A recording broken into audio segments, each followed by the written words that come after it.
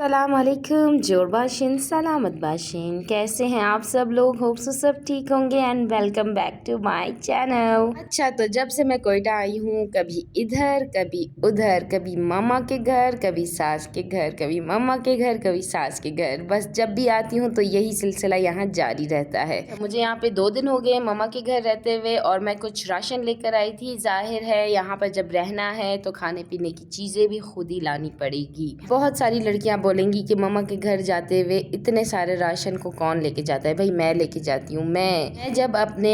گھر سے نکلتی ہوں، مطلب کامرا سے جب ہم کوئٹہ کی طرف سفر کر رہے ہوتے ہیں، تو میں پہلے ہی اپنے ہسبینڈ سے ڈیسائیڈ کر لیتی ہوں کہ آپ نے مجھے پورا راشن وہاں لے کے دینا ہے، کیونکہ میری مما جو ہے اتنا وہ جو ہے نہیں کر سکتی ہیں کہ ہمیں بھی کھانا کھلائیں اور خود بھی کھائیں، کیونکہ ان کے پاس نہ اتنی سیلری ہے نہ کچھ ہے۔ میری مما صرف اپنی دوائیوں کے پیسے پورے کر لے، وہی بہت بڑی بات ہوتی ہے۔ میرے بابا کی پینشن آتی ہے کچھ تقریباً 20,000 روپے، تو وہ انہیں سے ہی پورا اپنا مہینہ گزار لیتی ہے۔ میرے بھائیوں کی بات تو وہ سب اپنے اپنے گھروں میں ہیں، اور اگر وہ ہمارے ساتھ بھی رہتے ہیں جو بھی، وہ بھی اپنا کھاتے ہیں اپنا پیتے ہیں، کسی کو کچھ نہیں دیتے۔ اور یہاں پر مجھے سارے کام بھی خود ہی کرنے پڑتے ہیں۔ وہ کچھ لڑکیاں ہوتی ہیں نا جو کہ کہتی ہیں کہ ہم جا رہے ہیں اپنی ماں کے گھر تو وہاں پہ ریسٹ کریں گے، دس اینڈ دیٹ۔ نہ بابا، یہاں پہ ایسا کوئی سین نہیں ہے۔ یہاں پہ میں نے وہی کام جو میں اپنے گھر میں کرتی ہوں، کامرہ میں کرتی تھی اپنے ہسبینڈ کے ساتھ، تو یہاں پر بھی وہی کام ہے، بس فرق اتنا ہے وہاں پہ ہسبینڈ ہوتے ہیں ساتھ، یہاں پہ میری ماما ساتھ ہوتی ہے۔ خیر، یہ سارا راشن میں لے کر آئی تھی، جس میں تھوڑے تھوڑے سامان تھے: دال، چاول، چینی، آئل، دودھ، شیمپو،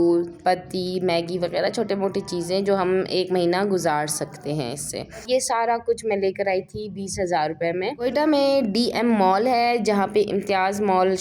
شاپ ہے، جہاں پہ وہاں سے میں سب کچھ لے کر آئی تھی، اور آج میں نے سوچا کہ اس کی ساری میں سیٹنگ کر دوں الماری میں، جہاں پہ میں رکھتی ہوں، ان درازوں میں رکھتی ہوں، کیونکہ چیزیں جو ہے یہاں وہاں نہیں رکھی جا سکتی۔ یہاں پہ جو کچن ہے وہ ہمارے پاس اویلیبل نہیں ہے کہ ہم یہاں پہ کچھ بھی رکھ لیں، تو یہاں پہ کچھ بھی کچن میں رکھو تو وہ غائب ہو جاتا ہے، یا تو پھر مرغیاں جو ہیں وہ کھا لیتی ہیں، تو ہم باہر کچھ بھی نہیں رکھتے۔ تو ہم ساری جو سیٹنگ ہے نا کھانے پینے کی، دالیں وغیرہ، وہ سارے اس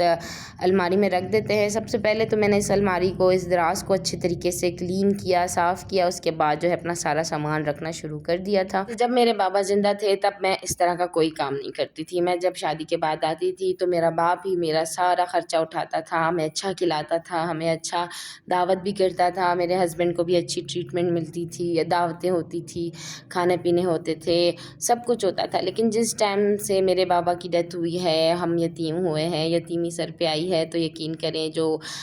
سب کے جو اصلی چہرے ہوتے ہیں وہ بھی ہمیں نظر آ گئے، اور اس کے بعد جو ہے کھانے پینے کی بڑی قلت ہو گئی، کہ ظاہر ہے باپ جب سر پہ ہوتا ہے تو سارے گھر کا نظام چل رہا ہوتا ہے، تو اب ہم نے سارا اپنا خرچہ خود ہی کرنا ہوتا ہے۔ پہلے جو بھابیاں وغیرہ تھیں وہ بھی بہت اچھی تھیں، اور مطلب میرے بابا کی وجہ سے تھے، سارے ٹھیک تھے۔ اب ایسا ہے کہ سب نے اپنا اپنا کیا ہوا ہے، بھائی تو اپنا کر، تو اپنا کر،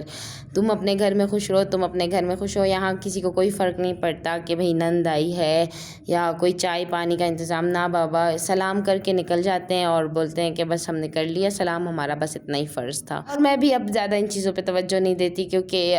ظاہر ہے ہر کسی کا اپنے لائف سٹائل ہے، مرضی ہے، ہر کسی کا اپنا دین ایمان، ہر چیز اپنے اوپر ہے، اور بھائی بہن کا کوئی حساب یہاں پہ نہیں ہے ہمارے گھر میں۔ جب میں اپنے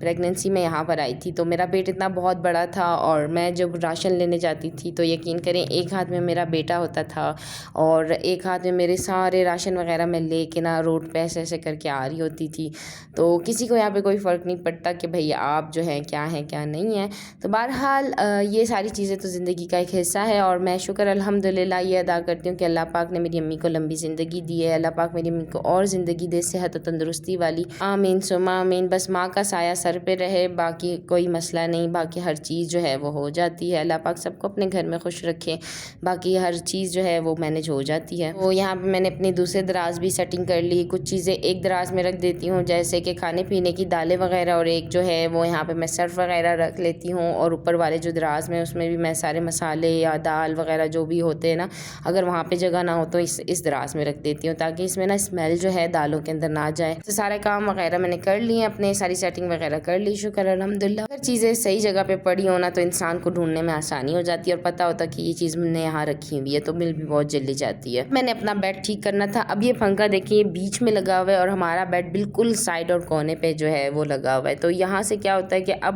میرا بیٹا جب سائڈ پہ سوتا ہے نا تو اس کو ہوا نہیں لگتی، تو اب میں نے اس بیڈ کا کچھ کرنا ہے، میں سوچ رہی تھی کہ اس کو میں یہاں سائڈ پہ کر دوں یا بیچ میں کر دوں، کچھ ایسا ایڈجسٹمنٹ کر دوں تاکہ نا میرے بیٹے کو بھی اچھے سے ہوا لگے رات کو۔ وہ بہت روتا ہے کہ ہاں گرمی بہت ہے، کیونکہ یہ میرا جو کمرہ ہے، میرا جو یہ روم ہے نا، یہ پورا چاروں طرف سے بند ہے، کوئی باہر ایسا کھڑکی نہیں ہے کہ ہوا جو ہے وہاں سے آئے یا کچھ ایسا ہو، یہ پورا چاروں طرف سے بند ہے۔ اور یہاں باہر جو ہے یہ ٹی وی لانچ اس کے ساتھ بنا ہوا ہے، جس کی وجہ سے ہبس بہت زیادہ ہو جاتا ہے۔ بھائی یہاں پہ بچوں نے بڑا تنگ کر کے رکھا ہوا تھا، چیزیں پہ آ کے بیٹھ رہے تھے بیڈ پہ، اور میں ان کو نا سیٹ کرنے کی کوشش کری اور وہ لوگ آ کے بار بار اس پہ بیٹھ رہے تھے۔ ان کا تنگ کرنا تو کہتے ہیں نا لازمی ہے، فرض ہے، جب تک یہ لوگ تنگ نہ کرے تو ہمارا کام پورا ہوتا ہی نہیں ہے۔ یہاں پہ میں نے بیڈ کو نا بیچ میں کر لیا تھا، سارا کچھ میں نے اتارا، پھر واپس میں نے ان سب کو سیٹ کیا، لیکن وہاں پہ سائڈ پہ نا تھوڑی جگہ رہ گئی تھی، لیکن میں نے کہا اٹس اوکے، دیکھتے ہیں 1-2 دن اگر بچہ گرتے نہیں ہے تو ہم یہیں پر ہی رکھیں گے، کیونکہ بالکل پنکھا جو ہے نا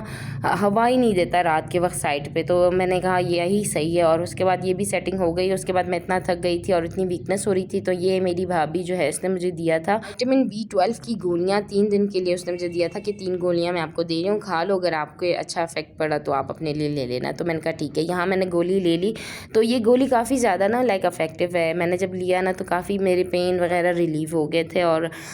کافی مطلب ڈفرینس محسوس ہو رہا تھا مجھے کہ یار ہاں بہت اچھی گولی ہے، تو میں بھی انشاءاللہ اپنے لیے لوں گی۔ میری مما بیٹھی ہوئی تھی بچوں کے ساتھ، میں نے کہا چلو میں جا کے جلدی سے برتن دھو لوں، صبح کے ناشتہ کیا ہوا تھا، برتن ویسے کے ویسے پڑے ہوئے تھے، تو یہاں پہ میں نے کہا چلو پہلے برتن دھو لیتی ہوں، اس کے بعد پھر میں جا کے صفائی جو ہے تھوڑے بہت وہ کرنے ہیں وہ کر لیتی ہوں۔ میرے پاس یہاں پر اسٹینڈ جو ہے وہ میں بھول گئی تھی اپنے گھر میں کیمرہ میں، تو لیکن چھوٹا والا اسٹینڈ شکر ہے وہ میں لے کر آئی تھی، لیکن وہ بھی میری ساس کے گھر میں پڑا ہوا تھا، تو یہاں پہ میں نے میری بھابھی آئی تھی اوپر سے، تو میں نے اس کو کہا میں نے کہا چلو میرے لیے تھوڑی سی ویڈیو تو بنا لو یار۔ اس بیچاری کو سمجھ ہی نہیں آ رہا تھا کہ ویڈیو کیسے بنانی ہے، کبھی وہ سیدھی کر رہی تھی کیمرہ، کبھی الٹا پکڑ رہی تھی، میں نے کہا کوئی بات نہیں، جیسے بھی ہوتا ہے آپ بنا لو، میرا تھوڑا سا کام ہو جائے گا۔ یہاں پہ پرانا بھی سارا پڑا ہوا تھا لائک لیکوڈ وغیرہ، اور صابن تو نہیں تھا، اور کپڑا اتنا گندا پڑا ہوا تھا، اتنا گندی اسمیل آ رہی تھی اس میں سے، میں نے سارا جو ہے ڈسکارڈ کر دیا، اور میں نیو سارا نکال کے لائی اپنا، میں جو خرید کے لائی تھی نا، تو ان سے میں نے برتن سارے اپنے دھوئے۔ یہ ہمارا نا ایک کچن ہے جو کہ پہلے بہت زیادہ آباد تھا جب تک میرے بابا زندہ تھے، یہاں پہ ہر چیز تھی، دیگ تھے، پیالے چمچ، ہر چیز جو کچن میں جو اویلیبل ہوتی ہے چیزیں نا، وہ سارا کچھ اویلیبل تھا۔ ابھی تو ایسی حالت ہو گئی ہے اس کچن کی کہ یہ جو نلکا ہے نا یہ بھی خراب ہے، یہ بھی ٹوٹا ہوا ہے، اور یہاں سے نلکے کو ہم نے نا وہ کیا کہتے ہیں رسیاں باندھ کے، ربڑ باندھ کے نا جو اس کو صحیح کیا ہوا ہے۔ یہ باپ جب فوت ہو جاتا ہے نا تو آپ کو میں بتاتی ہوں کیا یہ حالات ہوتے ہیں گھر کے، اس طرح کے حالات ہوتے ہیں۔ میرے ابو جب زندہ تھے نا تو وہ سارا ایسے جو بھی دیکھتے تھے کوئی چیز ٹوٹ گئی ہے تو فوراً جا کے چینج کر دیتے تھے، اور کچن ایسا حالت میں کبھی رہتا ہی نہیں تھا، ہمیشہ میرے ابو نا کچن کو سیٹ رکھتے تھے، اور ہر چیز کچن میں موجود ہوتی تھی۔ اور اب ایسا ہو گیا، ایسے حال آ گئے، دیکھو یہ بھی ٹوٹ رہا ہے، تھوڑا سا رہ گیا، اس کے اوپر تھوڑا اور وزن پڑ گیا، کسی دن بھی ٹوٹ سکتا ہے۔ جب میں آتی ہوں یہاں پہ تو میں سوچتی ہوں یار میں یہ چیز کر لوں، میں وہ چیز کر لوں۔ یہ 2 چولہے پڑے ہوئے ہیں، دونوں جو ہے یہاں پہ ایک چولہا جو ہے وہ خراب ہے، اور دوسرا جو بڑا والا چولہا پڑا ہوا ہے وہ بھی سلو ہو گیا، کیونکہ اس میں کافی زیادہ گند اور کچرا جو ہے وہ بھر گیا ہے، بہت پرانا ہو گیا ہے اور بہت گند ہو گیا، جس کی وجہ سے وہ نا بہت آہستہ سے چولہا جو ہے وہ جلتا ہے۔ یہ ہمارے باہر کا سوئچ ہے، یہ میرے ابو نے اپنے ہاتھوں سے لگایا تھا، لیکن میرے بڑے بھائی نے یہاں پہ ہم نے ایک بلب لگایا تھا بڑا والا، کیونکہ یہاں پہ میرے امی کا جو دروازہ ہے جب ہم باہر آتے ہیں تو یہاں پہ نا ایک بلب لگایا ہوا تھا کہ روشنی ہو، تو میرے بھائی نے نا اس غصے میں آ کے کہ انہوں نے کیوں بلب لگایا ہے، اس کی وجہ سے زیادہ بل آتا ہے، تو میرے بھائی نے نا بلب توڑنے کے بجائے نا اس نے سوئچ ہی توڑ دیا، تاکہ ہم دوبارہ اس میں اگر بلب بھی لگا لینا تو یہاں پہ لائٹ ہو ہی نہ۔ تو رات کو جو ہے یہاں پہ اتنا اندھیرا ہوتا ہے کہ ہم جب باہر آتے ہیں نا تو کچھ بھی نظر نہیں آتا۔ اور یہ میرے بابا کا کمرہ ہے جس کو میں بہت زیادہ مس کرتی ہوں۔ یہ ایک ٹائم ہوا کرتا تھا کہ یہاں پہ اتنی رونق ہوتی تھی، میرے بابا اس کمرے میں بیٹھتے تھے، اب یہاں پہ نا شیشے ٹوٹے ہوئے ہیں سارے، وہاں پہ روشن دان ٹوٹ گیا ہے، کسی کو کوئی پرواہ نہیں ہے،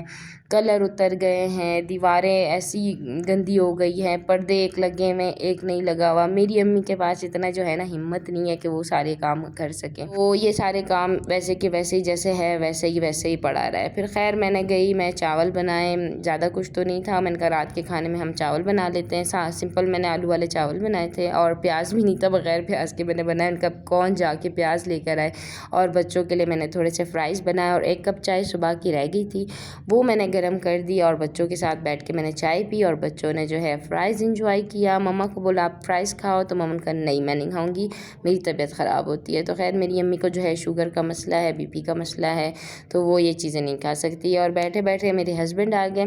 تو وہ کہہ رہے تھے کہ چلو گھر چلتے ہیں. میں نے کہا نہیں, آج میں یہیں پر رکوں گی. تو انہیں میں نے جو ہے کھانا وغیرہ سرو کیا, کھانا کھایا انہوں نے, اور ہم نے بیٹھ کے چائے پی مل کے. یہاں پہ بڑا ہی خوبصورت سین ہے, دیکھیں میری جو بیٹا ہے نا وہ میری ماں کی بال کنگھی کر رہا ہے, کبھی کریم لگاتا ہے ہاتھوں پیروں پہ, کہیں کنگھی کرتا ہے, تو بڑا کیوٹ لگتا ہے مجھے ایسے کرتے ہوئے. تو خیر کل عید غدیر ہے, آپ سب کو میری طرف سے عید غدیر مبارک ہو. اور یہ جو ہے کارڈ میں نے اس کے لیے بنایا تھا, یہ میں نے پہلے اسکیچ بنایا ہوا تھا پچھلے عید غدیر پر, جو ہاتھ بنا ہوا ہے, اور اس کو میں نے کاٹ کے اس گتے پہ لگا لیا, اور اس طرح سے میں نے اس کے لیے کارڈ بنا کے دیا. شی واز ویری ہیپی کہ آپ نے میرے لیے بہت خوبصورت کارڈ بنایا ہے. بچوں کی تو خوشی الگ ہی ہوتی ہے, ایکسائٹمنٹ الگ ہوتی ہے. اس کے بعد میں نے اسے مہندی بھی لگا دی, اور وہ بہت زیادہ خوش ہو گئی تھی. تو خیر آج کا ولاگ یہیں تک تھا. انشاءاللہ پھر نیکسٹ ولاگ میں ملیں گے, اور اپنا بہت سارا خیال رکھیے, سپورٹ کیجیے, لائک کیجیے, کمنٹ کیجیے, اور انشاءاللہ نیکسٹ ولاگ میں ملیں گے. اللہ حافظ, گڈ نائٹ.